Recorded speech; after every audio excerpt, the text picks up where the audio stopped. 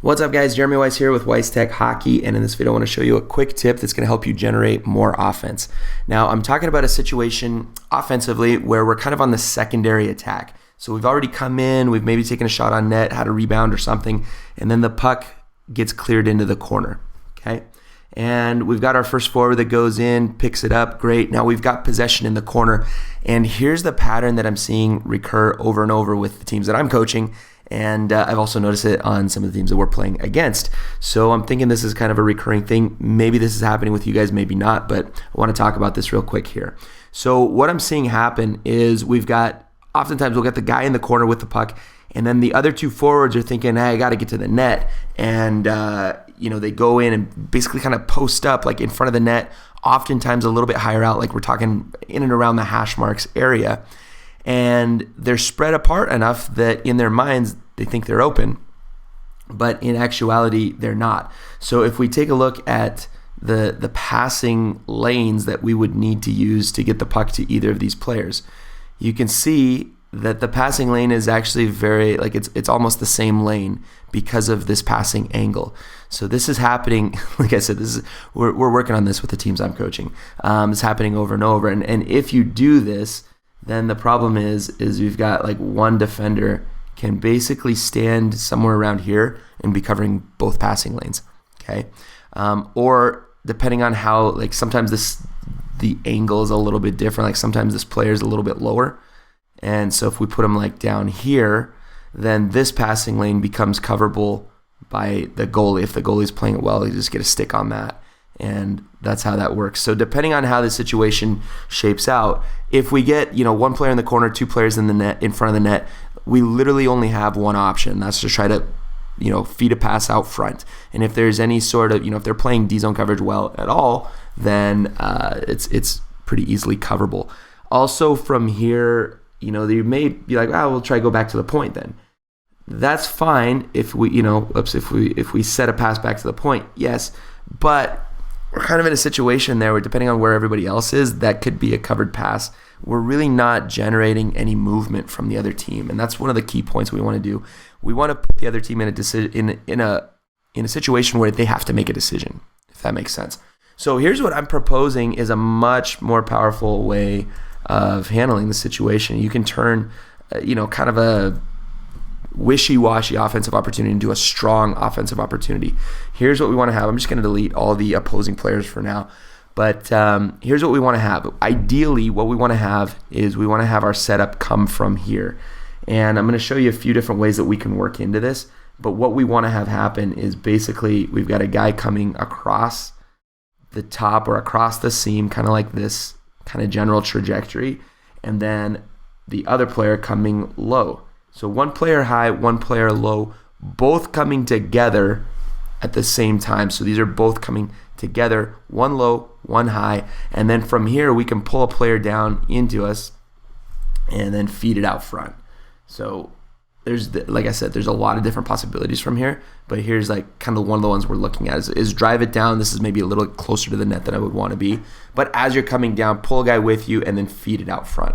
So let me talk about some of the different possibilities that we can do here as options. So first of all, I'm a huge fan of the give and go out of the corner. It's a pretty straightforward play.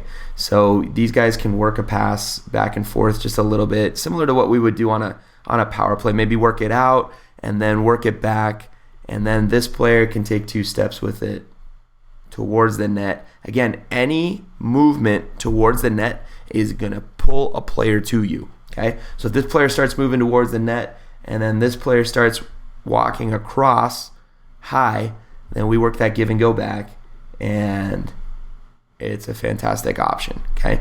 And then from there, we can either go, backdoor pass to this player, okay? Or just take a straight shot.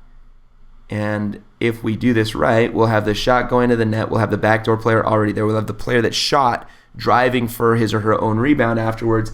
And then hopefully we've got the player who made the pass from the corner coming out to the front door. So we've got guy back door, guy front door, and we're already in position for a swarm in front. That's what we want to do. We want to get super aggressive when we're in and around the slot area, the crease there.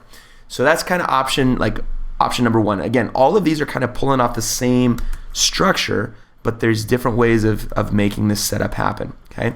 Another one would look like this. Let me just get rid of some of these arrows. Another one might look like this, where these players crisscross, okay? And that can be a great way of messing up the opponent. You need to probably, as a line mate, you need to probably talk about this ahead of time and be like, hey, if I crisscross, let's have the player without the puck going closer to the boards, because you don't want to run into each other, right? But the crisscross is a great play. Crisscross makes it very hard to defend because you're pulling a defender with you. So if this player starts walking up, the defenseman who would already have been with that player it's the tendency to come up with them. If he doesn't, then again, we're putting people in decision-making mode. If he doesn't come with you, then cut straight through to the net. But if he does, then here's what we do. We do a crisscross. He leaves the puck there behind him, like this. Okay, just kind of a little drop pass or leave it there type pass. And then the other player comes in, picks it up. And then again, we have the same structure where this player will continue on across the top. The other player picks it up and continues along the bottom. So you've got a crisscross. You've basically hung a man out to dry now here, and now you can work it back to the front. Again, same concept. And of course, we've got the shot or the backdoor pass. Same concept, just adding a second dimension there with the crisscross. Okay, so that's another option, another possibility. Let me show you one more that is much more common, like if we've just gotten the puck back off a forecheck or something. Okay, so if we just got the puck back off a forecheck, depending on which forecheck you're using, but let's just say we get the puck back, and because of the way we get the puck back, we're automatically in this setup. Okay, so if we're trying to avoid staying in this setup, what does it look like? What's the best way of doing it? Well, here's one that I really like, and especially works with a cycle. So if this player picks up the puck, starts, again, walk up the boards, then this player will see that and will support. Okay, so this player supports, pulls in. This is very similar to some of the cycling drills that we already do, the perpetual cycle drill, some of these that are already on the blog anyways, so you can take a look at that. But anyways, this player will cycle. So cycle back into the corner. When you're cycling, we always want to cycle back to the board side, so never cycle back towards the middle because that's where the pressure is. And we want to make sure we cycle off with a good angle that the puck bounces far enough off the boards that this player can pick it up quickly and easily. So after the cycle, of course, the player who made this cycle is driving through the seam, and then this player can, depending on how that works out, it can either be an immediate pass or you can turn the corner and then make a pass. But in this case, we'll look at the immediate pass. And then again, same options.